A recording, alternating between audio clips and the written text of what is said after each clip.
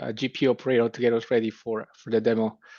So if you want me to share my screen, we can go over the demo. Yeah, I thought that I've done enough live demos. I'm sure you want to go as soon as possible. So, and then we had a couple other items behind that. I don't know if Stefano's on or if Arvin or anybody from MinIO want to have that discussion, but those are topics we could put at the top and then go into the release update. So at least we'll have Alex ready, right, at the beginning. Also, Josh, I don't know if everyone else is experiencing the madness as well, but like it is incredible. This GSOC thing is incredibly disruptive. I'm getting like 5-10 messages a day from people, and they're spamming everywhere from issue trackers to Slack to PRs. Like it's crazy.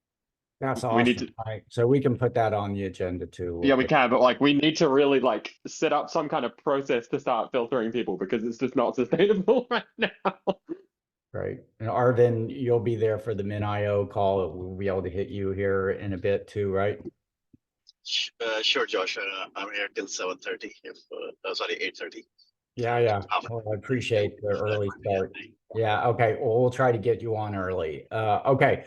So we're just going to go ahead and start. This is the Kubeflow community call for what is today? February 27, 2024. Is that what year it is? And this is governed by the Kubeflow Code of Conduct. This call is being recorded. We're going to jump right in, and we're so lucky today to have a demo. 7 minutes, right, Alex? Yeah, 7 minutes it is. New functionality and a new distribution. So excited to see this. So thanks for making time. Let's see what's going on.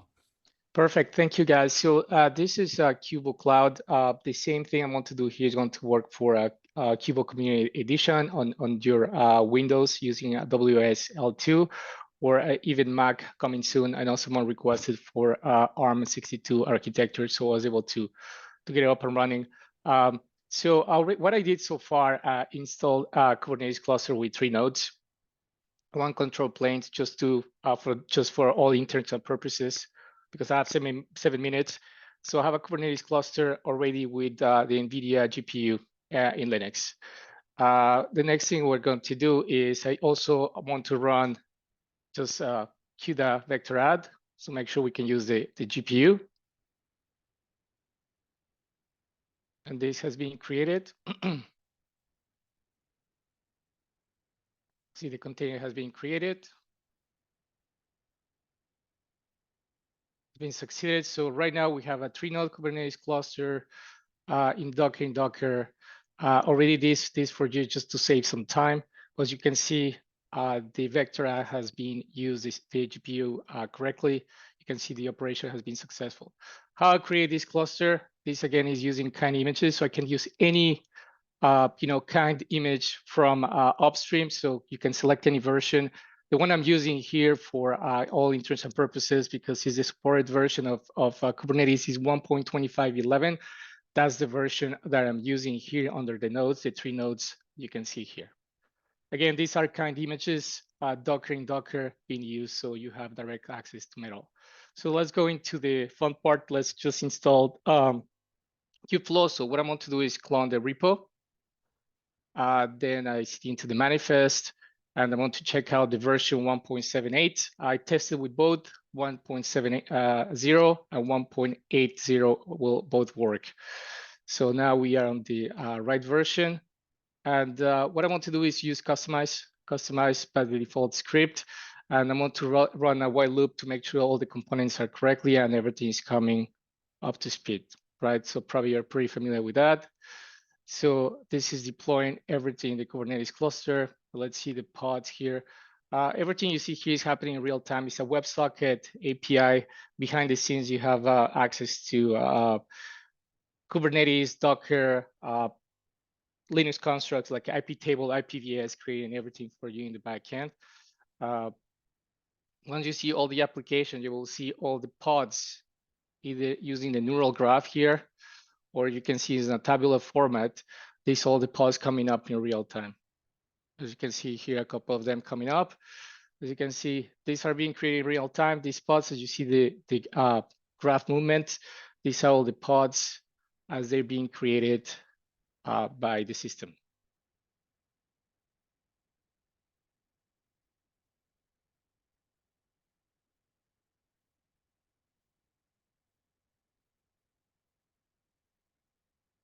All we have to do is wait all this for the up and running.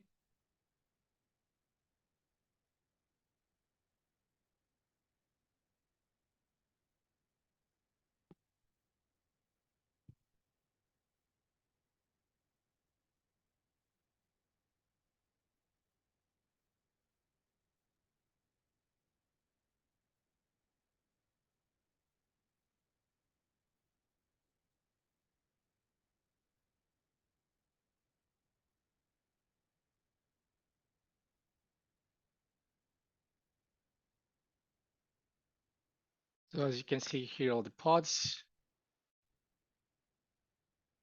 We see some of them still initializing. So for example, we have the activator, some containers being created. So what we're waiting for is to all these gray pellets to go blue. That means that all the components are up and running. So we can continue the operations. In the meantime, I want to show you, so you have access to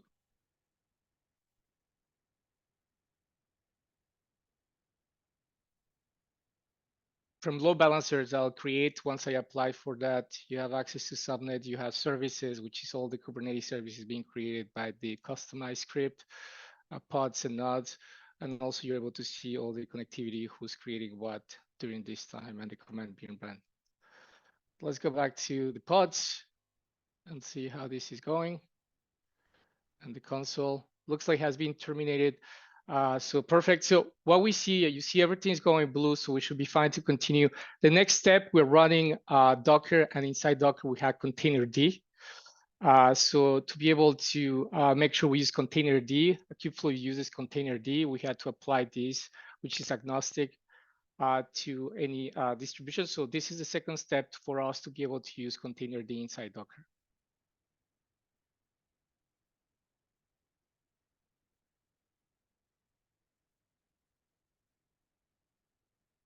So again, so far we have a Kubernetes cluster, we have a GPU operator, NVIDIA GPU operator working with a, I did a test with a vector operation. We cloned the repo, we added the default customized script. We customized this to use Docker in Docker or Docker underneath containerd. Just waiting for a couple of components to come up. Is the cache server here? We're almost there.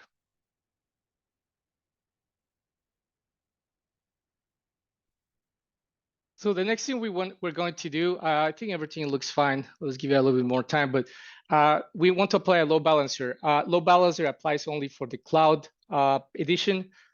Using IPVS at the kernel level, so it's going to be pretty quick when we do this. But if you're running it on your Mac or you're running in your Windows machine, you can either apply a port forward or you can actually access in Linux just a container directly. And you can use either node port or a cluster IP with a port forward. So let's do this. I patch from cluster ID I had before here. And you see cluster ID. So at one point, the watching for the service in Kubernetes is going to hopefully go and change. Now you see the IP has been assigned load balancer. And if I go into load balancers, you can see all the load balancers being created here.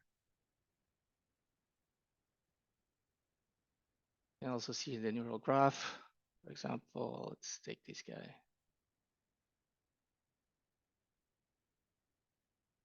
This is the one we're going to be using. So let's go into, but before doing that, because I'm accessing a public IP, so I want to create a self-signed cert so we can access the UI. So I'm going to apply the certificate, and also I'm going to make sure I change the gateway so I actually use it, uses 443.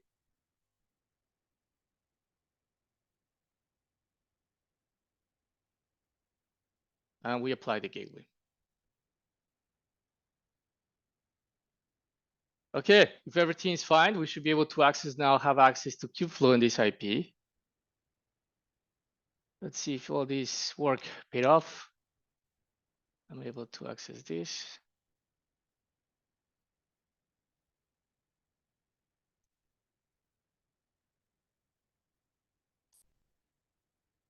This is a public IP, so you should be able to access yourself.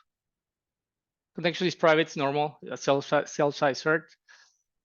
And oh, we have Kubeflow up and running, couple minutes.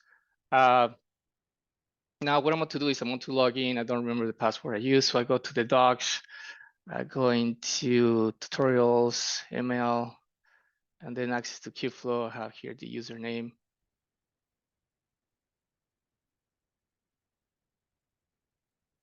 Password.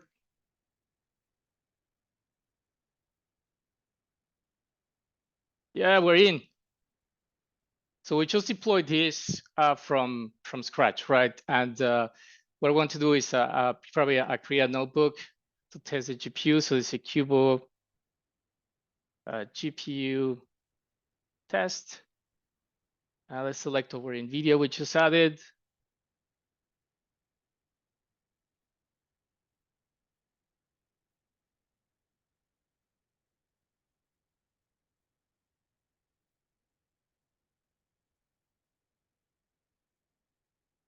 This.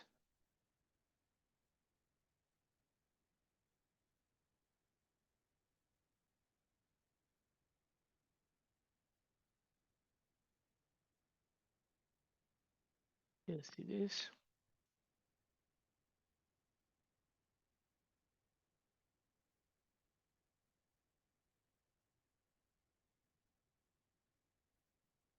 And we wait for the test. It's going to take a while. So while we wait that, let's go back here. So these are all the components we deployed. And we wait for the Kubeflow to be created, the notebook. And what I want to check once I create this test, I want just to see that I have access to my GPU, which is an NVIDIA V100. And I'll do that with using an NVIDIA-SMI command. From there, as you know, I can create anything from any operation using that GPU. Alex, this is fantastic, really great. We're about at time, so I don't know if we can. Yeah, it's almost there. I mean, it's just probably just give it a couple of two more seconds and I show you that is one last command. Yeah, there you are. So let's see, the final one is this guy. Terminal.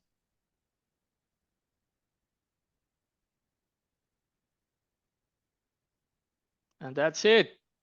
So you have access to a Tesla P100 with this NVIDIA, and that's the end of the demo. The last thing I want to say, just one last thing, sorry if you allow me, is just here you have metal performance for anything. So as you can see, you have direct access to, for any user, you have direct access to 47 CPUs and memory directly. There is no barrier whatsoever. There's no virtualizations directly into pure metal. And that's it, guys. Thank you so much for tuning in. That was great. Very impressive. And if folks want to get started or take a look at this, do you want to put a link in the Yeah, of course. Let me notes do so that people now. can get more info? Please. Yeah, All I'll right. do that in the chat. Any questions for Alex?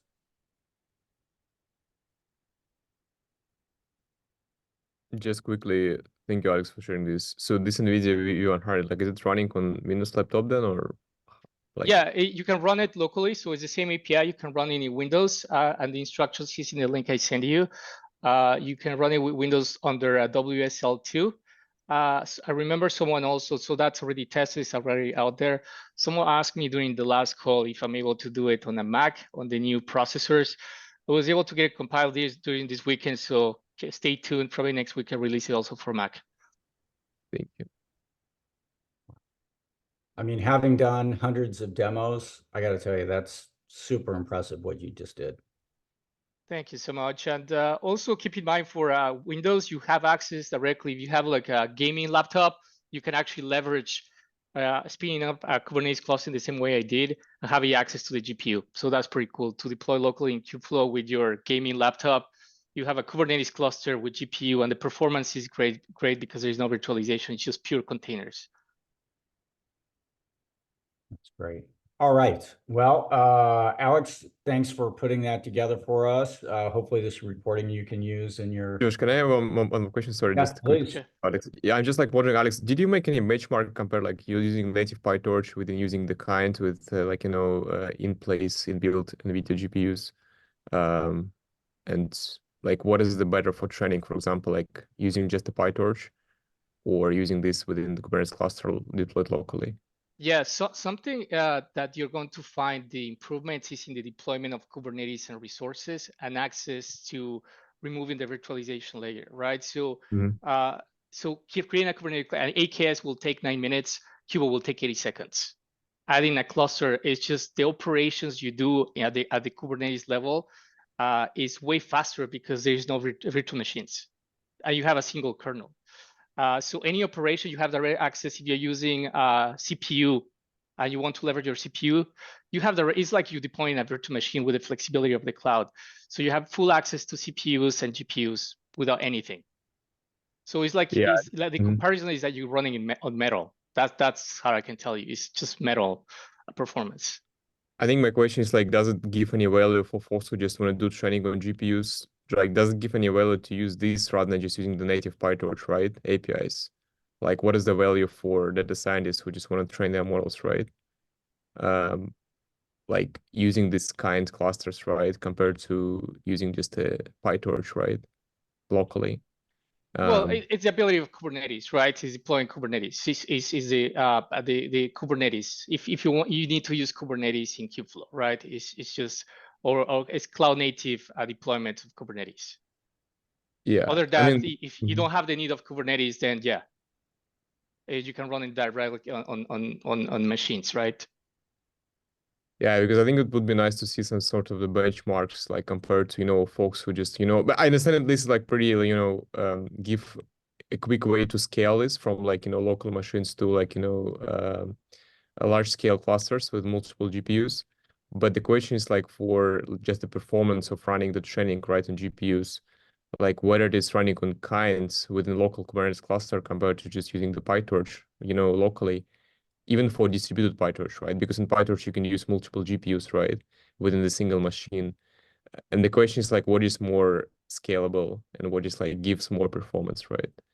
Yeah, exactly. So PyTorch, if you're running locally, the performance you're getting with Kubo is exactly if you're running on a metal machine. There is no difference, right? Now the question is, like to your point, you need to scale, right? So if you can scale without Kubernetes, just do it, right? But what I'm giving you is access to metal from a cloud native experience on Kubernetes.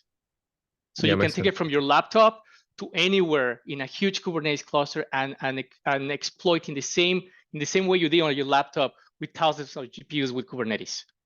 Wait, can I just clarify? Have you mounted the Docker socket into the cluster that's running in the cluster?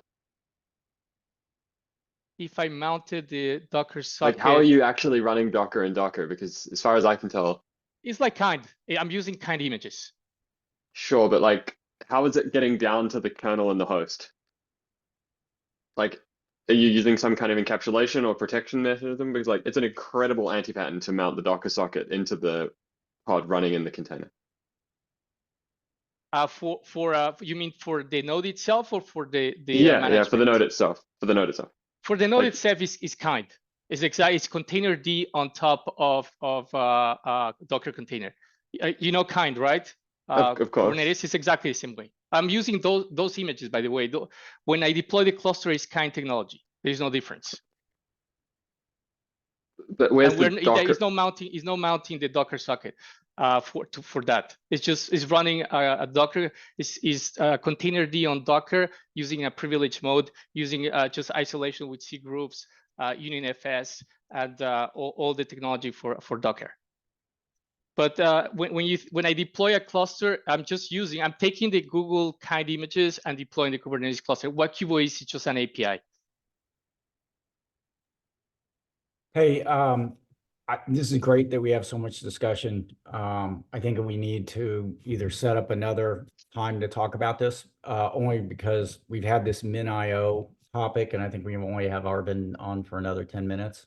Yeah, perfect. I'm happy to do a drill down if you want to go more details how exactly it works. I just will take another call, Matthew. So if you want to go into Yeah, it's fine. the We can talk about internals. it later. No, it's fine. It's fine. Yeah, I don't need the answer now. I was just intrigued. Anyway, Oh. cool.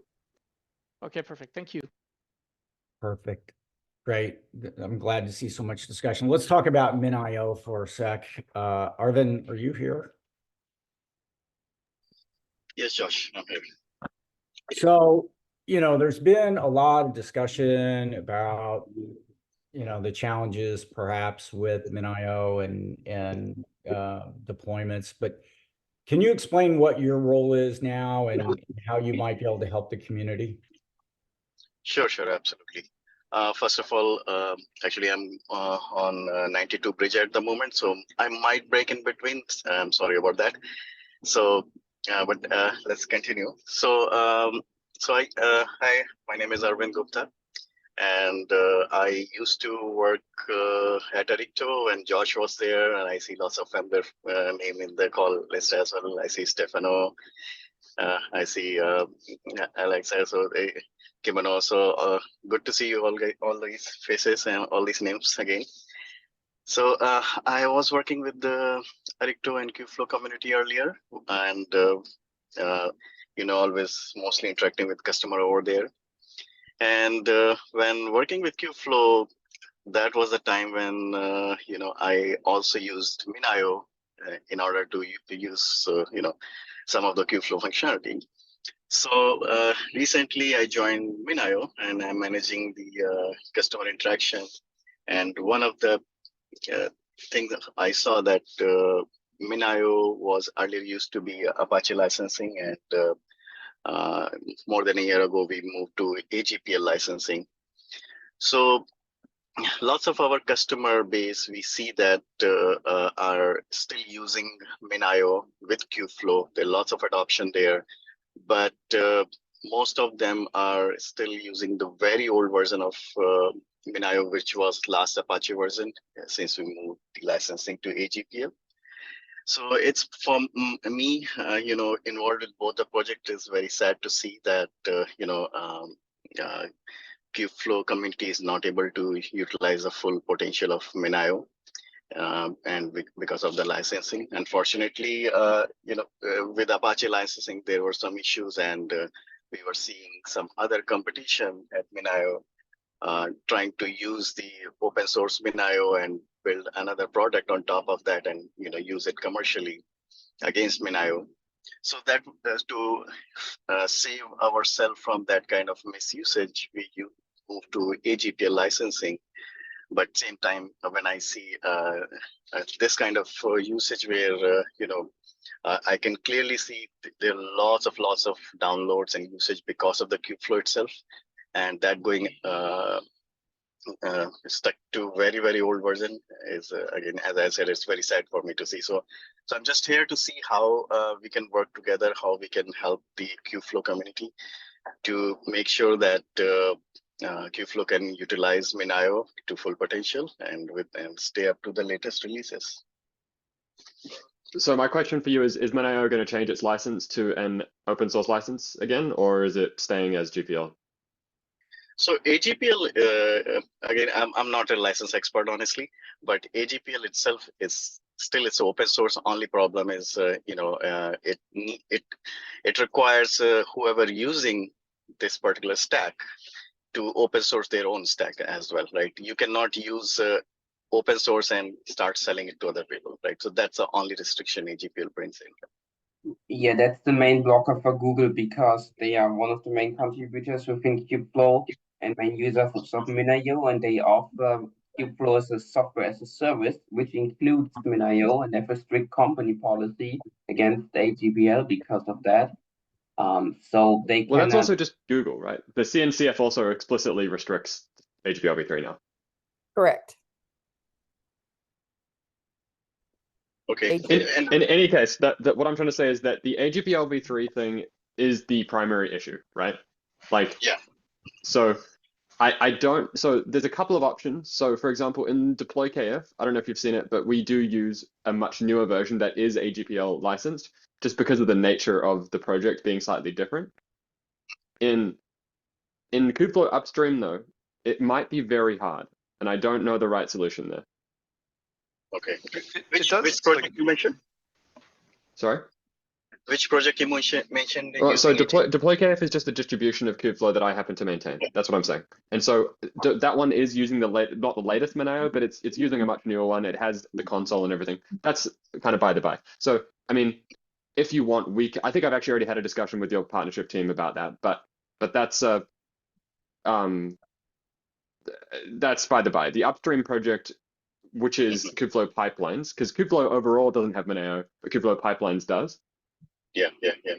There's at least one big company who is selling a managed service, and it's not really a managed service. I don't think it actually uses Monero, but it just causes licensing problems. And also the CNCF does have to explicitly approve any AGPL licensed code to be added to a project. And I think if I understand the Mineo side of things, it's the need is to avoid someone that's going to compete with Mineo directly from using your technology, but putting something extra on top, which I think generally speaking is probably not what is happening here. Like, I don't think anyone's using Kubeflow to then make a better, S3 storage system. No, sure. That's absolutely not problem with the Kubeflow itself. There's some other vendors which are using Monero technology to compete against Monero. Right? Yeah. So it sounds like the license being written in broad terms, because obviously it is. That is like Kubeflow then gets caught up by accident. It kind of sounds like. Yeah, exactly. We definitely, we are all up for open source. Means whatever we put for the enterprise version of Minio is the same Minio we use for open source community. So our commitment to open source is there. It's just as a company we need to save our self from misusage of that, and that's the main reason we were kind of forced to move to AGPL. So that's why I just want to figure out if there is any possibility or chances if CNCF community can approve this with AGPL and we can work together. I mean, potentially. So in my mind, the only part that makes sense is if you guys want to provide almost like a plugin or add-on for running Monero in Kubernetes in whatever way you choose, and connecting it to Kubeflow. And then Kubeflow can remove Monero and replace it with an open source thing, and then you can provide a plugin, if you know what I mean. Like, or multiple vendors can provide plugins for their various things, I don't know, something like that. Understand. But they would be in a separate repo, not under the CNCF, if you know what I mean. I don't think the CNCF has ever approved an AGPL license. Understand.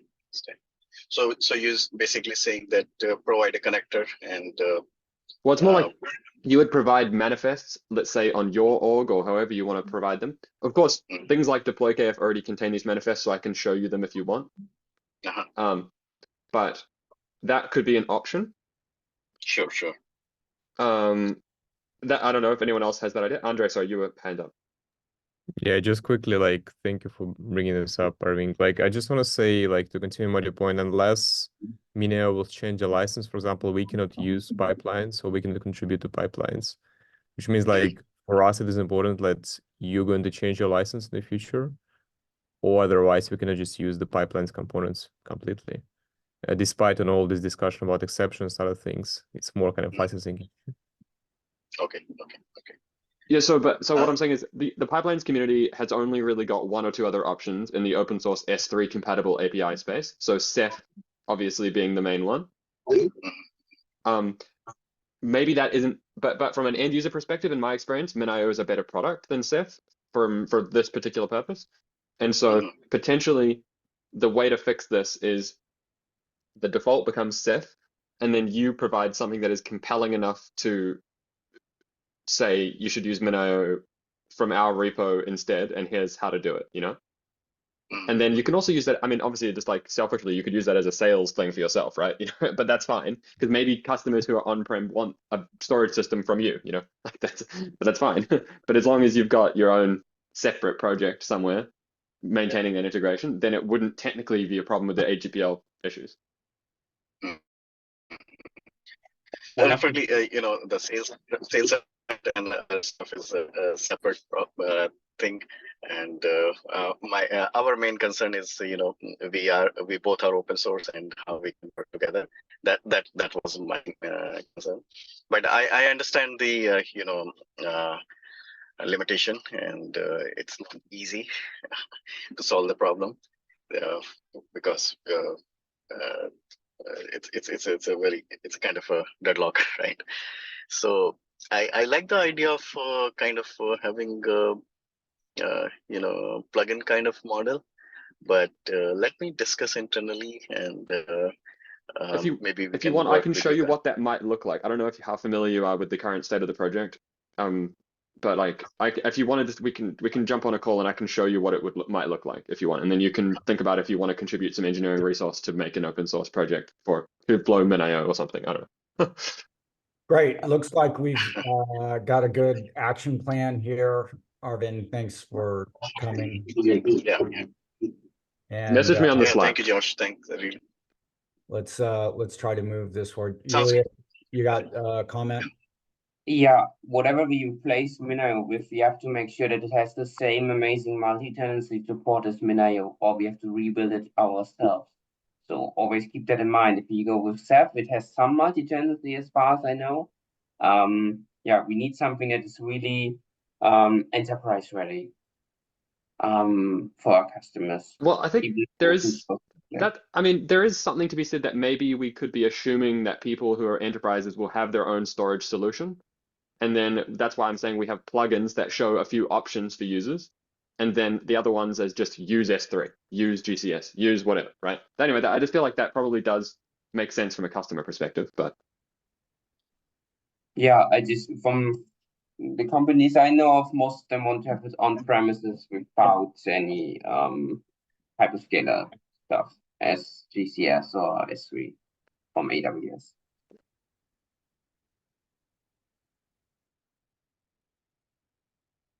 anyway, Josh, yeah, sorry, I'll let you think.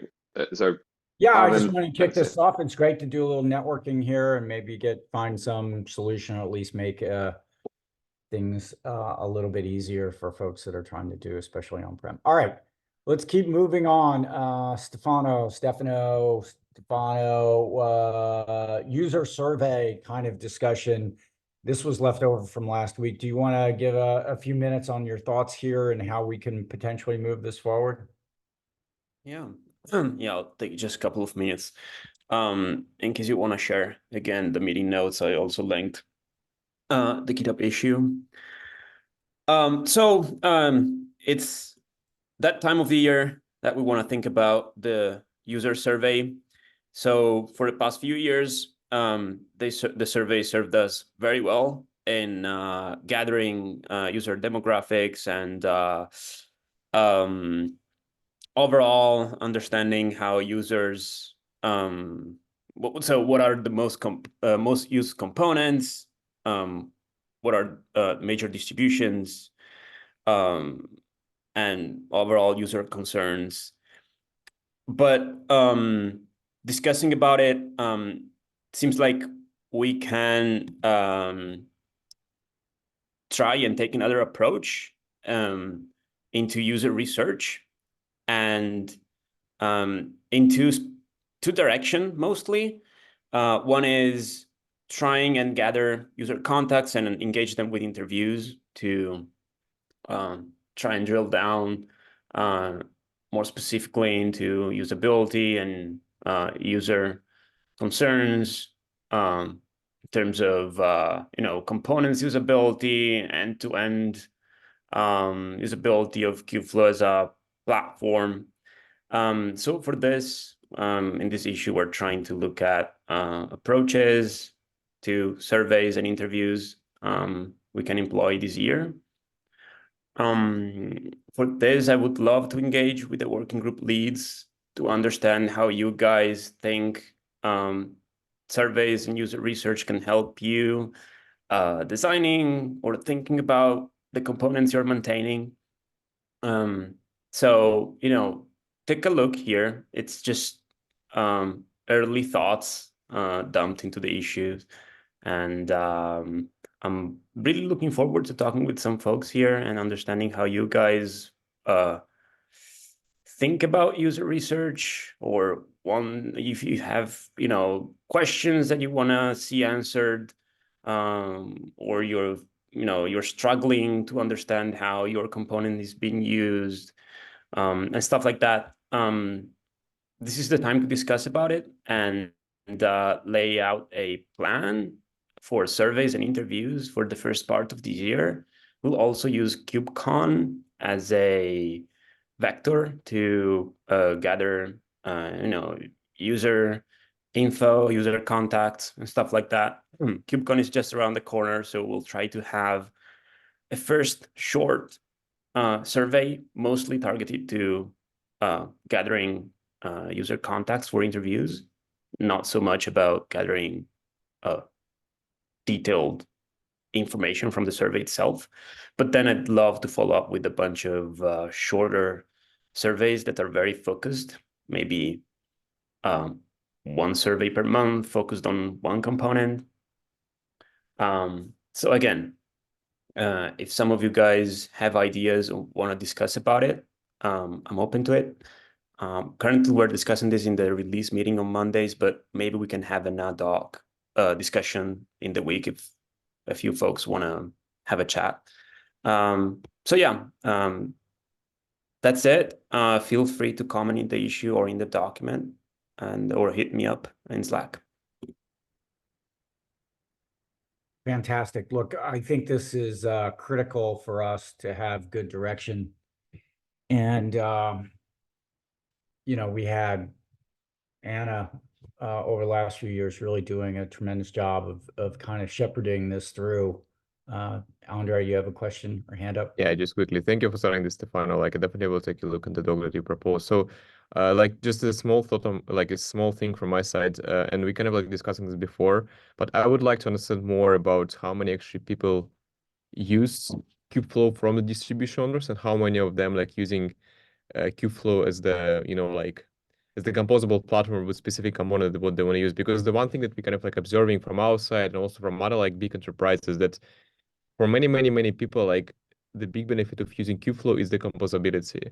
And for many big enterprises who already have the working, whether it's data platforms or ML platforms, that just use specific pieces of Kubeflow and try to, you know, integrate it with the existing ecosystem.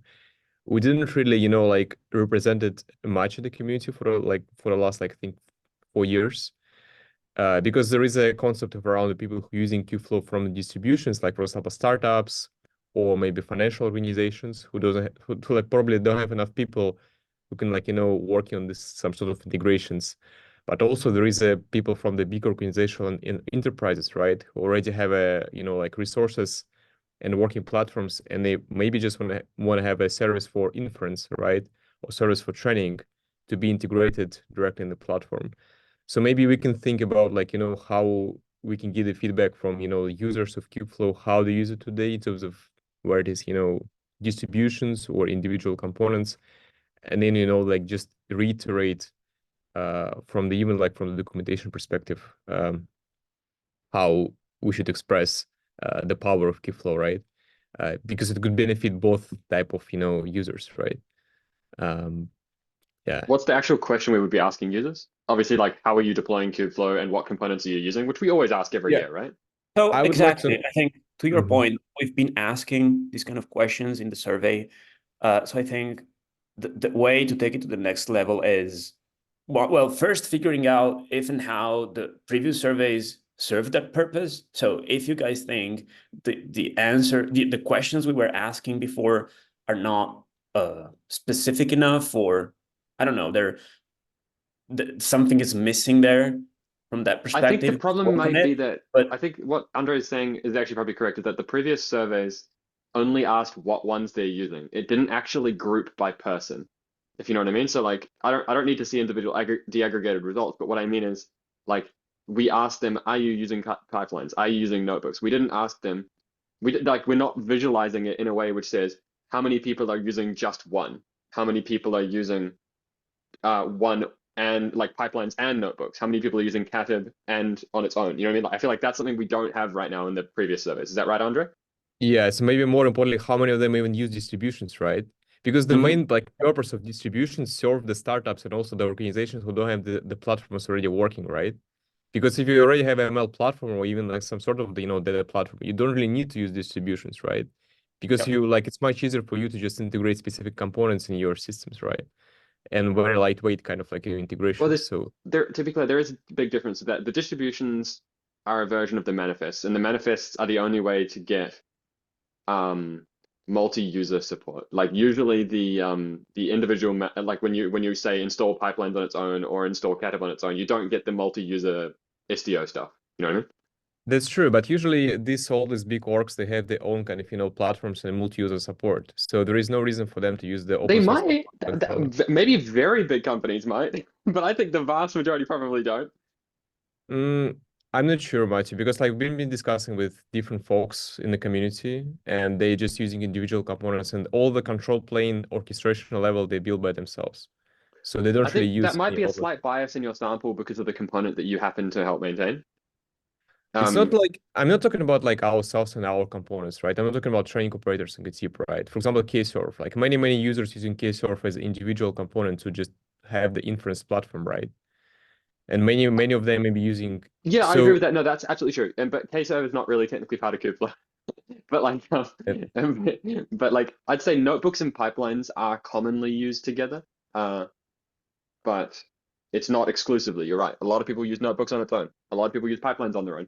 But those two do require that you use the distributions to get the multi-user support. That's what I'm saying. Whereas on the other ones, like if you install pipelines on its own, you just get a single namespace.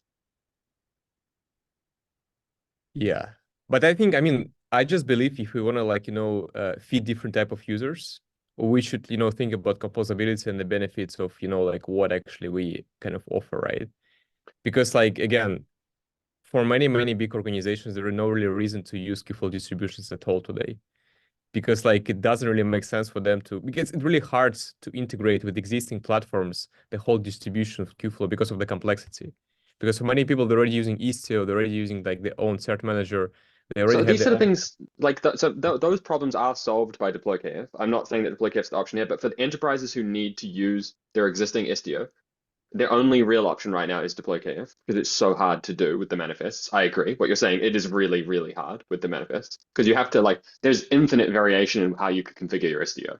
But like there are distributions which solve that particular problem and they are seeing adoption as a result. Like that is like, Yeah, but I mean, like, from my understanding, I think I proposed this before, but we should have a precedent when distributions that don't have like all the components. Because like similar to, yeah. Andre, I think we need to take this into Okay. a good discussion because we got a couple other things to Yeah, hit. yeah, sure. But fantastic conversation. Stefano, what do you want? People to write up on the issue? Yeah. Are you gonna comment call whatever me you want to comment? Look, yeah, I'll be following up with a proposal for a first survey that we'll be publishing at KubeCon. We'll take it from there. In the meantime, if you have comments, just comment there in the issue, and We're we'll gonna maybe put a survey together before KubeCon? we'll try. Okay, I think we're gonna have to have a first draft relatively like this Yep. week. Okay. Yep. Okay, people watch out for that. I think this is really hard stuff, having done this like 5 times. So help, please, and join in. I want to move on to, if it's okay, to the security team update. Can we get 5 minutes on the security team update or so, just because I know they just met and I'm sure everyone's interested on how that's progressing. Sure. We did have a meeting, and the folks from the CNCF security tag are joining our meetings.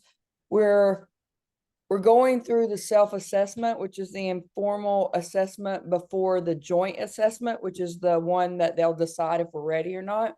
The idea is that the self-assessment, we'll go through everything and have everything ready to present to them. And so they're helping us go through it. I shared both the assessment from Emily Fox, which is about the whole project, and that's where we got that 16% ready or so. And I also shared the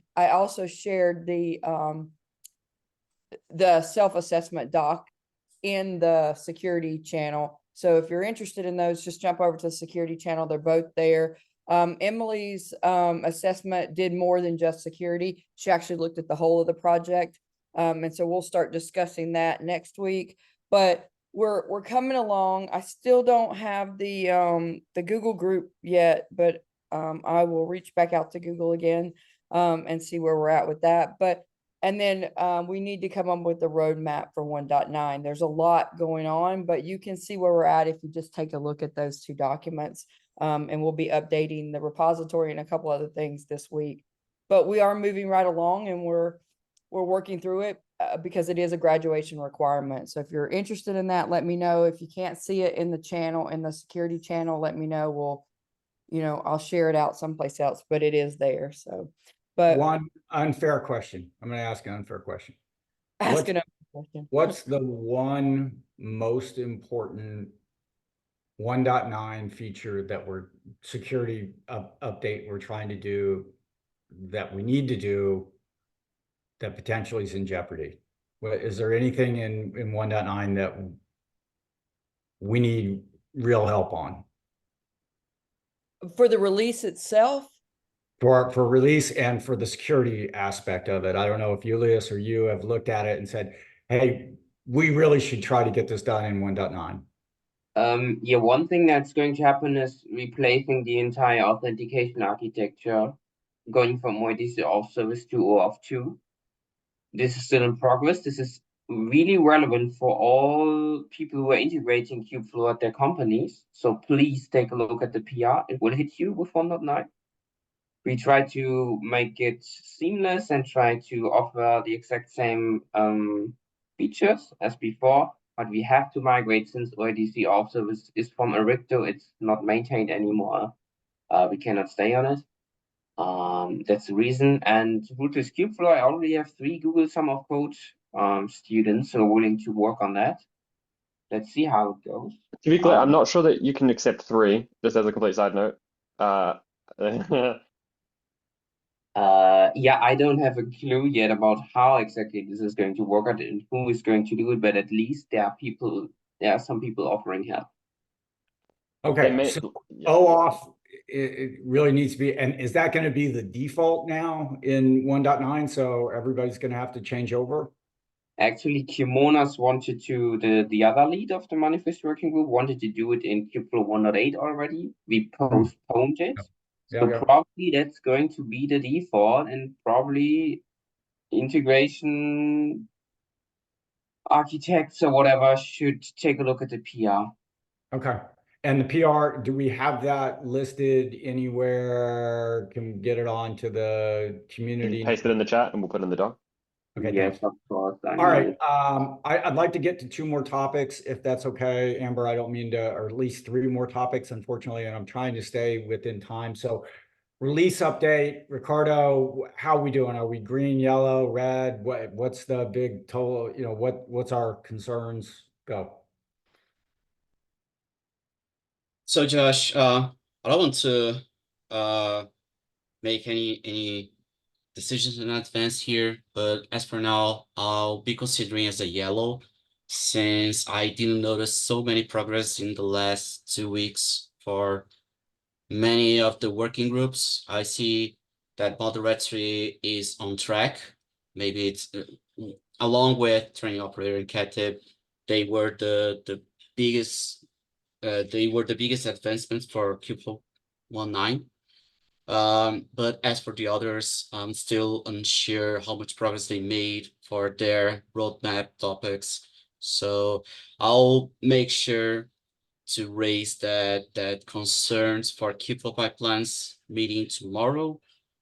And for notebooks, we already know that there's lack of contributors right now, and there's parallel contributions between 1.0 and 2.0. So I'm looking for gathering some contributors internally here at Red Hat and on other communities to help Matthew on moving forward with notebooks development. What else? Well, we can use the Google Summer of Code to speed up the development process for all of the components involved in the Summer of Code. So I hope that it would be a great achievement for us having those students contributing with that code towards 1.9. That's it for 1.9. 1.8.1, I raised 3 PRs that's related to Kserve and pipelines. Looking for reviews and pinging the pipelines team as they are fading tests specifically for Kubeflow pipelines. So I need to figure out what's going on. After that, because of the urgency of the 1.8.1 release, sending those PRs directly to the 1.8 branch that I'll cherry pick to master. Had that agreement with Julius as well. And after that, I believe I can make the final step for releasing 1.8.1 finally. Then we need to work on possibly what with 1.8.2 release to gather all the changes that affects notebooks. That's basically what I have. Okay, that's great. Hey, question, because it came up yesterday. Does anybody in the community have access to the X or the YouTube and That would be the Googlers, right? We should get that added to the 1Password. I can add them as 1Password members, or you can, I think, actually, also Josh. But for reference, by the way, don't add just random people, but we do have an infinite license because it's a sponsored account for 1Password only. All right, so we need to get access to that as well, because And so they can load them in. What I'm trying to say is, or another option is for YouTube specifically, we should make it a brand account and have the brand account probably in the 1Password, yes. But because Google will block logins if it looks suspicious, we should instead make it a brand account and then assign whoever should have access to post videos as publishers or whatever they're called. And so then I can start putting in unlisted accounts. I can start unlisted videos. I can start uploading these recordings, for example. But because right now I have to use another YouTube channel for that. And I can make a playlist that includes all of the old videos as well as the ones that are on that channel as well, which would be kind of cool. Okay. But so the main step there, I think, is just let's find the Googler who had access, get them to transfer that into the 1Password, and we can restrict it within the 1Password to only be them initially, and then they can give whoever needs to have access. Is James here? James Wu. He wasn't here last time I looked, so I don't think so. Oh no, he is. He's back.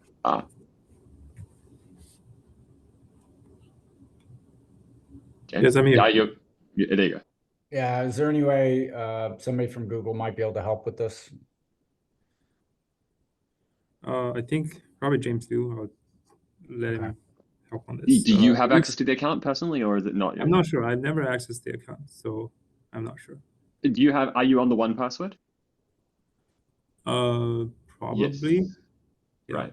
I think so. So like, so you can, since it's only us for now, I can make a secret one that only you have access to if you don't want other people to see it initially. But the goal would be to get those passwords into the account. Although again, Google accounts are very hard to share because of the way that the security system trigger. So we will have to use a brand account type thing at some point. All right, good. We can follow up this. Two other things I'd like to get to, if that's okay. One of them is the Google Summer of Code, and the other is KubeCon. Amber, 2 minutes on KubeCon, and then we'll do Google Summer of Code. Is that all right? Sure. Just quick update. We still need a few more volunteers. We only have the Project Pavilion booth in the mornings on Wednesday and Thursday. So, we need a couple more people, and then we need to have a couple demos and just a slide deck that we can share. So anybody who wants to help with a demo or help create the demo, make sure the people in the booth know how to, run that demo. And also, let's finalize a deck. And then if we could just get 2 or 3 more people who are going to be at KubeCon to join in on the booth, you can respond to the email on Kubeflow Discuss, or you can just ping me in Slack. I'll get your name added, because next week I need to touch base with everybody and make sure, if people need t-shirts, I'm going to have some Kubeflow t-shirts made for the folks in the booth and things like that. So just need to get a final head count on that and see what our plan of attack is for when people come to the booth. So T-shirt, well, then I'm going. Josh, there might be a special one for you being held back. So Yeah, there you go. I forgot also, on the model registry, is there anything that the folks from the model registry want to give an update on, just real quick? Hi, Josh. Yeah, will be brief in the interest for the group, so thank you for this short spot. We progressed on the model registry with some progress. I've left in the minutes of the meeting notes some of the progress that we've been working on. Thanks as well to Ricardo for mentioning that earlier. Just as a reminder, we're having regular monthly registry community for workflow meetings. That is Monday, just after the release meeting. So don't hesitate to join. I know as well that some of the students from Google Summer of Code, I've mentioned to them, hey, we are meeting as well on Monday. If you want to introduce yourself and sort of like get acquainted with the community. Just one quick question for the group, if I may. We are looking for a CNCF sort of like a blessed way of container registry, simply because the question is, as we are uplifting the code, basically we will need to produce a container image in some registry that we can run no regression test against. Is there a preferred registry in sort of like thinking forward in the CNCF graduation that we should start to use? So here is when you say registry, you mean container registry? Yeah. So there's a couple of options. This has been a major point of contention for many years. Personally, my preference is always using the GitHub container registry and cross pushing to a Docker one. But there is no official container registry. Each group does its own thing. The GitHub one is available. So you can push onto the GitHub org. Just prefix them with the name of the repo that you have. So like model registry. It's like under your case, it would be kubeflow/model registry / the name of the image that you want. To get permission on that, I believe anyone with write access on a repo can push a new image, but to actually make it available to other people, you have to manually go to the UI and make it public. Otherwise, it starts out private. So which is fine, which is actually good. But so one of the Googlers right now are the only people who have root on the org, so they'll have to make that change. But so the reason I would suggest that is because are you using GitHub Actions? Quick question: are you using GitHub Actions? We are using because that makes it yes. super easy to do the authentication for that. Because it's just as long as you associate that container registry thingy package, it's called a package, sorry, package, with the repo, that repo's workers in GitHub Actions will have a token available to use it. As long as they have, in the YAML, which you can say permissions, you can say packages, I think is the one you do. Anyway, so that's my recommendation. Otherwise, you can just create I know it's bad, but you can just create a Docker hub and push to that as well. Or it can also give you official access to Kubeflow Docker Hub, right? Okay, that might be better, but that might be a little bit of a security risk as well, right? That's fine. We have a token, right, which we use for the official Kubeflow Docker Hub. By the way, the token actually, how Docker Hub previously only let you have one token when you were using a free account. They actually now let you have multiple with scoped access. So you might want to start doing that. So basically my question, so thank you for the feedback. If I understand, if there is sort of like no sort of like a rule or mandate, is it fine? Because if we use Quay like we were using earlier, when the project was not uplifted to Kubeflow, that will be my question. So sort of like typically I mean, I don't know. We haven't got anyone on Quay right now, but you could use. So the problem is that if you do that, you'll have to put the secret into GitHub Actions. No, or I need to use the secret configuration in the GitHub repo. So I will need somebody. That's what I'm saying. with, That's what or- I'm saying. Yeah. That's what I'm saying. Okay. Like, so that means you have to be willing to have that risk on your end as well. Okay. So thank you for the feedback so far. I will follow up with you and Andre offline. But thank you for the original, so the first feedback on this point. Thank you.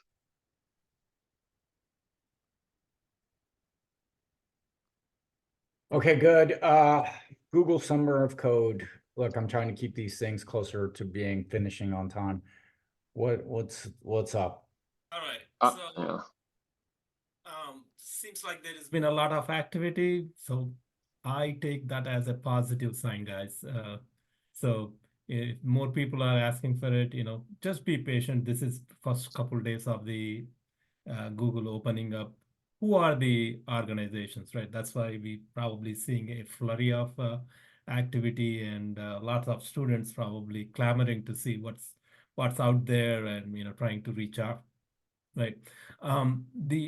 As you guys were suggesting on the thanks for creating this Slack, by the way, Matthew, really appreciate that. I was gonna ask something like that, in this meeting, but thanks for doing that.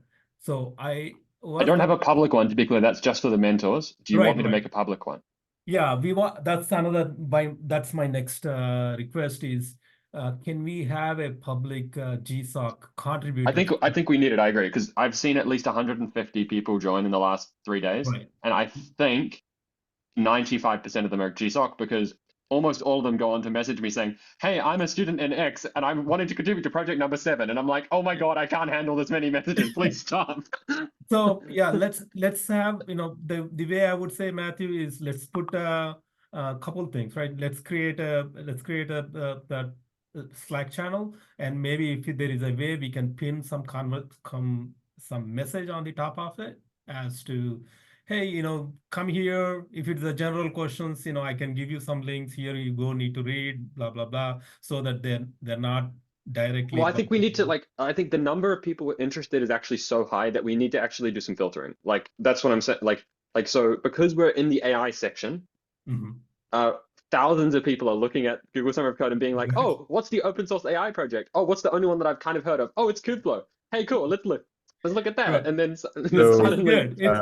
It's all good. But the way to filter is not in our hands just yet, right? What I'm saying is we should start collecting people's interest and their experience so that we can at least do a cull. Like, so let's say we get 60, 70 people applying, maybe more.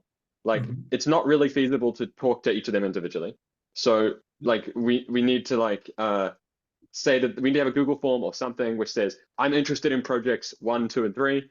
I have this kind of experience. Here's the reasons why I think that I should be involved." Of course, we're not saying that those people can't. Yeah. Exactly. That Google has already does that, right? They already, make them build these proposals, right?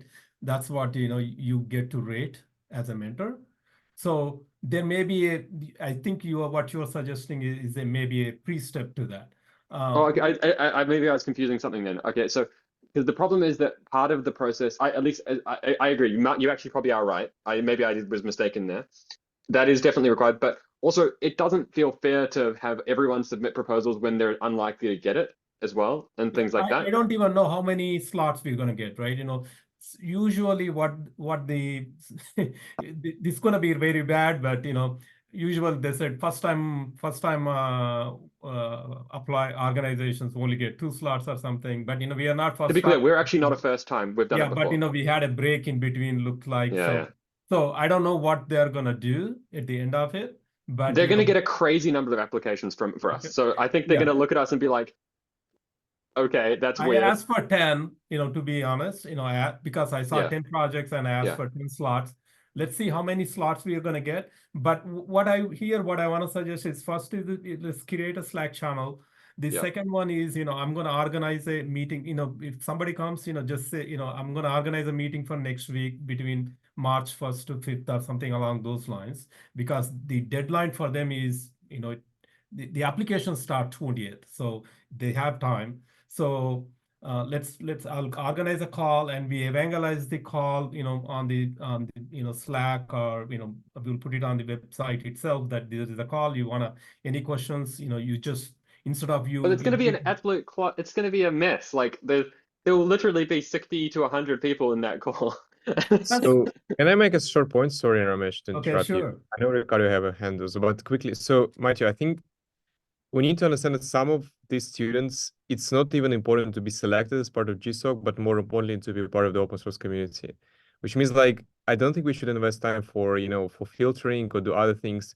I mean, as Ramesh said, we should be patient, and it's okay to not respond to all of them.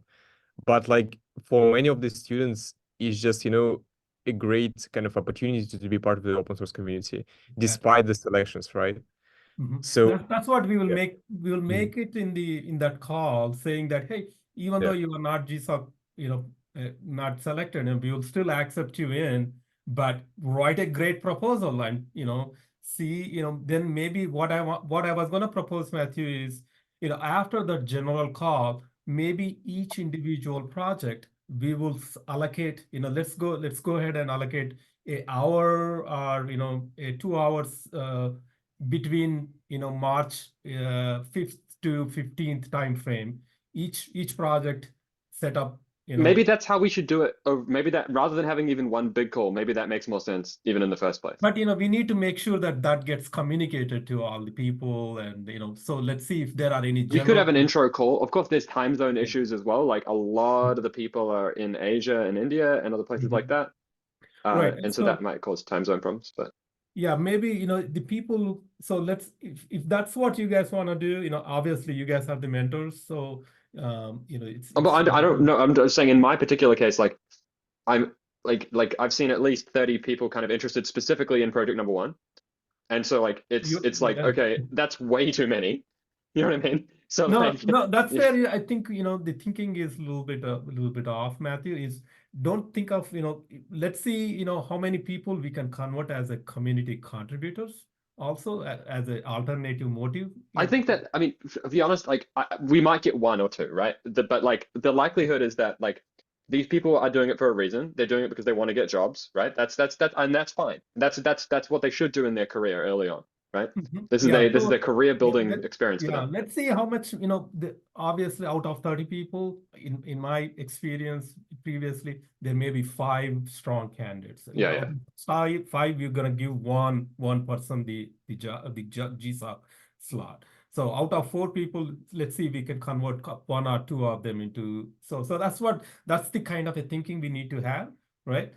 So just all I request you from guys is just have little patience in next couple weeks until we get to going through these things, and the selection so is not until May by the time we go through it. So my question for you is, if I make that channel, what should I be telling? So every person who messages me, I'll be saying, can you join that channel and just wait for announcements? That's probably what I think, right? Yeah, that's probably easiest. And then, let's say if they have a specific question about the project itself, maybe do you guys think my suggestion is maybe there's a meeting we can arrange. That's one. Then there can be a FAQ, or, there is how else you want to explain that project better? What kind of a questions?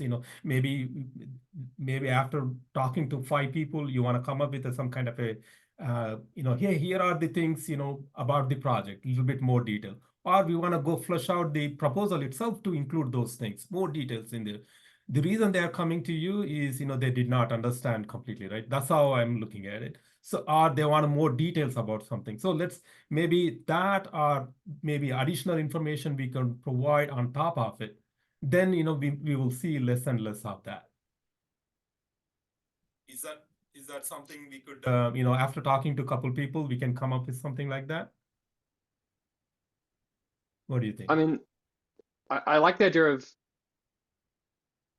having kind of a community form where the mentor of a project shows off that project if there's enough interest in that specific project to like talk about here's what it would be actually, here's like the things that you would actually need, like, because the main question is like, what do the person actually need to be able to do to be able to be effective in contributing to that part of the project, Is that So is that what they are asking? So usually it's pretty clear to me that the goal of reaching out to me specifically in this case is trying to increase their chances of being selected. Right. So that's the increases of, in all respective, at the end of the day, the way they can, yeah, obviously they're probably trying to see if we can play favorites or something, but that's not what we are here for, right? The end of the day, when you have 5 or 30 different proposals that you might get, you would get to rank, 1 to 30, depending on, the proposals you get. But, as you are speaking to these, let's say 10 people, and there may be some people who stand out to you, and, you may help them write a better proposals. But that's the problem is Google has asked them to reach out to mentors, but I don't think usually they get such an absolutely overwhelming response to a couple of proposals. We are because in such a space right now. And like we're in a and it is actually a problem for me personally, because like there's no way I can talk to that many people. It's not feasible, right? I don't have time in my day. Right. Let's set up some time for you in that case. Let's say if you want to go ahead and set up some time and say that, hey, here is a meeting, come to this meeting if you want to learn. Obviously, for notebooks, they can just come to the notebooks meeting we've got. Community meeting, exactly. Yeah. That's a standard. I would say that, in next couple of weeks, every component has a community meeting.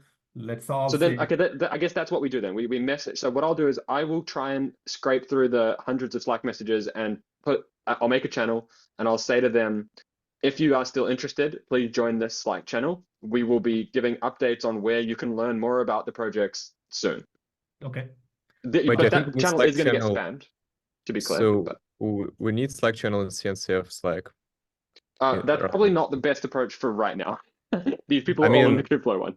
Yuan can create one, but because like we won't say the history of the Kubeflow Slack, it's better to do it in CNCF. I mean, we've still got 90 days. It's not like I agree that we shouldn't do anything permanent in this Kubeflow Slack, but just for the practical reason that there's hundreds of people already asking about this in the Kubeflow Slack, it's just easier to start out. And no, again, but I mean, we have to do a migration path. Like we can't just do like a random split thing that's a bad idea. Like we have to have a concerted migration, and this is not the right first step.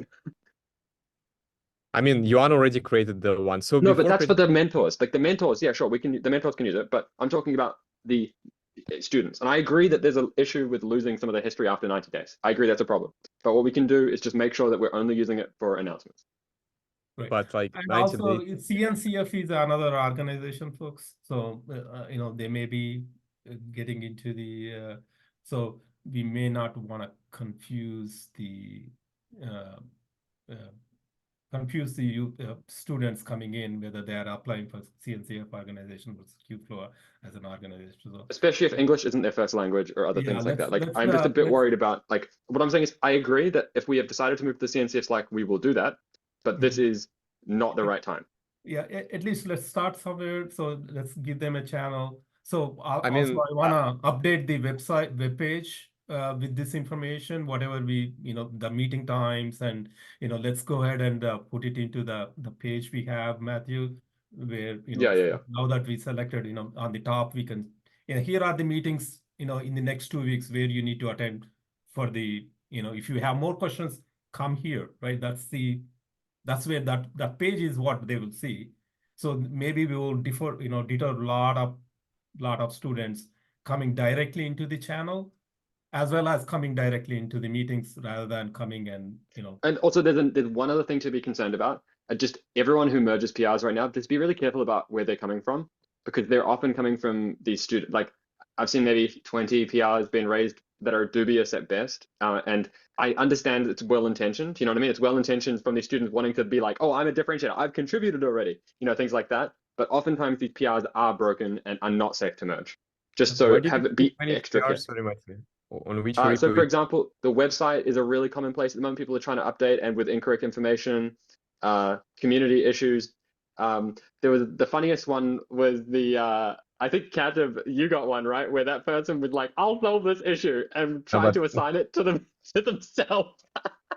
No, I mean, like, I think it wasn't like 20 PRs. Like the assignments, like I agree, but I think it's okay. I mean, I have concerns around creating, you know, the Slack channels in Kubeflow Slack right now. I think I think we because, should just accept that Kubeflow Slack is going to exist for a long time, and then just move the stuff across that needs to be moved across. Because like the benefits that we Is get. Jan here still? It looks like he dropped off.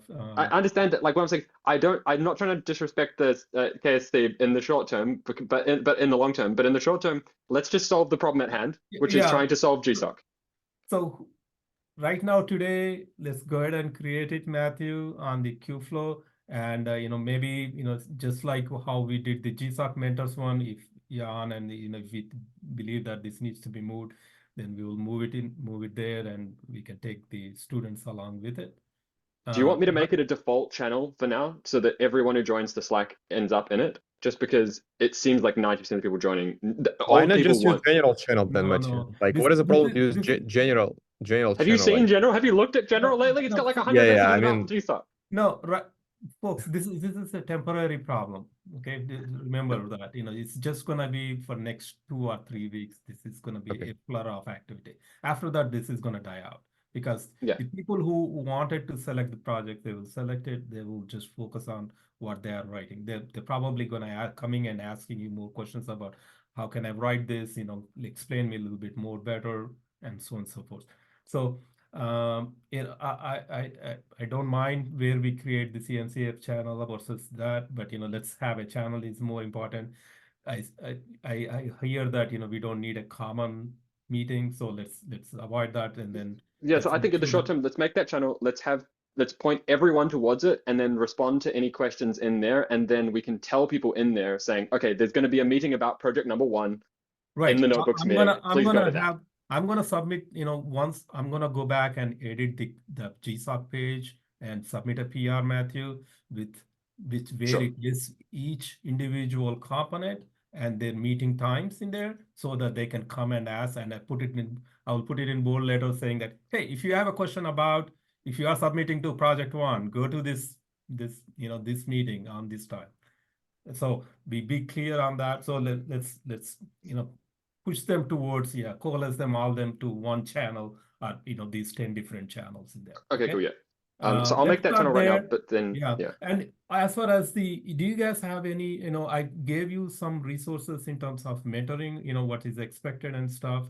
If there are any more, you know, information you guys need, you know, I can try to go scavenging out of the GSOC itself. Let me know that. So when you said 10 people, do we have to take 10? I know that we'll probably have more than 10, but like what I'm saying is, do we have to take 10? Like say, for example, we get like 100 applicants, but really very few of them are actually qualified to help and things like that. So there's it's a multi-dimensional problem right here. So we might not get 10 people. You know, I asked for 10 slots. Google might see what you're saying. say that, you know, they can only give 5 slots. So we won't know until the end of on May 5th is the only time we will know, right? That's when I think May 5th, there is a timeline I can post. That's the day we will know. Until before that, we have no idea how many slots we're gonna get. But the number of people come and ask in this space can be any number. Project 1 can get 30 people, as you're saying. Project 2 can get another 30 people. But we don't, you know, at the end of the day, what we will do is, out of these 10 projects, I'm gonna, you know, rank among is what's the popular, you know, I'm gonna ask you guys, say, who has seen this? So, you know, which project is the most important project in Kubeflow community for us, and how much interest the people they have shown it. Then we're going to rank these 10 projects in an ascending manner, right? So if Google gives me 5 folks, I'm going to assign it to the top 5. I just think, sorry, Ramesh, sorry to interrupt you. I just last point. I think for us as a community, more important, not for ones who get accepted, but the ones who actually will stay with us for the long term, right? Which means, like, for example, we kind of like, you know, propose some features like LLM tuning APIs, which definitely require like 5 engineers to work on this full time, right? And definitely like not one student can like, you know, implement it end to end, like even like supporting JAX or other things, right? So I just believe we need to identify folks who really want to stay for us long term, And despite on their like abilities, right? Despite if they know Kubernetes Go or like, you know, ML, whatever, like they need to have, right? So that's where the you know, during when they are writing the proposals, if you guys can take some little time to learn them a little bit more, and it's the same time, you know, there is a community incubation time. So during those times, you know, you can get to learn the students a little bit more closely, and obviously, you know, Google is only gonna give us X number of participants. But if we need more number of people, it's up to us to how to persuade them work outside of the GSOC, right?